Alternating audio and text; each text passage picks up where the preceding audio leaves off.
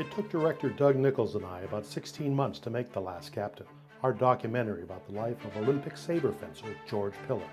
We traveled across the United States and even visited Hungary in our quest to gather information about the incredible life of Uncle George. And the one sure thing we noticed in all our travels, in all the places we visited, the one thing we knew to be true was that if you were Hungarian, you owned a Hussar. In every house, in every living room, in every parlor, there were Hussars. Sure, we saw the swords and masks of five-time Olympic champion Aladar Gerevich. We spent time with the same for George Pillar. Not everyone had those, but every Hungarian had a Hussar. Hungary has a lot of great traditions. Doug and I were fortunate to be in Hungary during one of them, the celebration of St. Stephen's Day. There was a carnival with an amazing selection of food. They had a parade to celebrate bread from the first harvest. They shut down the famous chain bridge to traffic so pedestrians could use the entire bridge to walk across. At night, there were fireworks over the Danube. They even paraded St. Stephen's 1,000-year-old hand through the square outside St. Stephen's Basilica. Arguably, St. Stephen was the first Hussar of Hungary, since he founded the Hungarian state more than 1,000 years ago. All this talk of St. Stephen is to show that Hussars have been important in Hungary for a very long time. Now the Hussar is equally important to the story of George Pillar and The Last Captain, because Pillar was the bridge between the style of saber fencing used by the Hussars, using the heavy cavalry saber, and the modern Olympic saber fencing Pillar practice, with a much lighter saber. One of the goals for The Last Captain was to find a way to contrast the style of fencing used by the Hussars with the style used by George Pillar. Fortunately, one of our interview subjects actually had some Hussars. I don't mean statues. I mean actual Hussars. Mr. Norbert Madej was in touch with schools that actually taught traditional saber fencing with the heavy cavalry saber. At the same time we were going to be in Budapest, a group of students from Hungary and Poland were also going to be in town. Mr. Madej was excited about the prospect of bringing us all together for The Last Captain. Now, we had some communication problems with Mr. Madej. To be fair, his English is much better than my Hungarian, but I was never quite sure what we were talking about when we spoke on the phone. Originally, he was going to pick us up at our hotel, the Hotel Nemzeti, and drive us to a club where we could film his Hussars.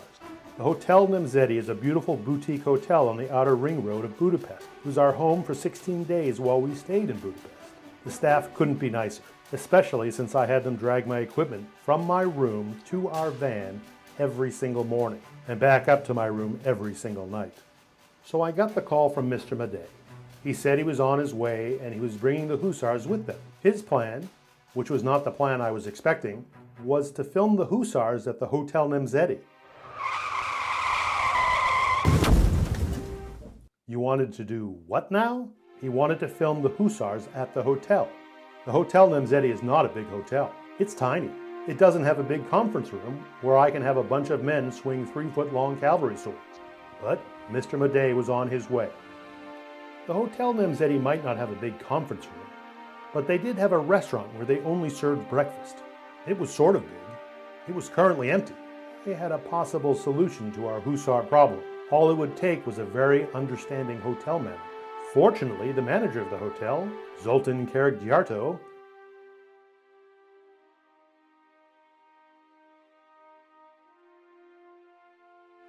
without batting an eye, said I could use the restaurant at no charge. Next thing you know, we were clearing the tables and then moving the tables out of the way. We were ready just in time for the arrival of Norbert Madej and his Hussars. The Hussars went through their drills in the middle of the empty restaurant. They showed us how they trained with the heavy saber. They did a little bit of mock combat.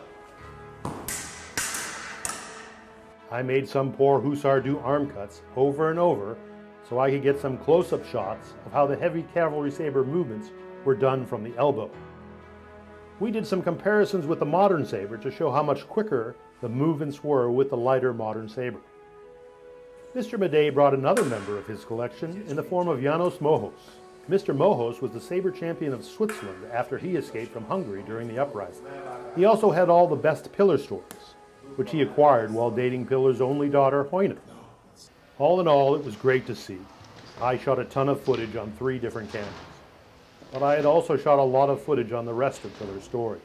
When the time came to edit, I omitted almost all of the Hussar footage. But that's how filmmaking works. You gather as many stories as you can, and you see what helps you tell the story the best. For The Last Captain, the footage of the Hussars didn't work out, but I'm still glad we got to spend time with them. I hope this short film repays them a little for their effort on a whirlwind afternoon at the Hotel Nemzeti. I already repaid the Hotel Nemzeti with a very large gratuity.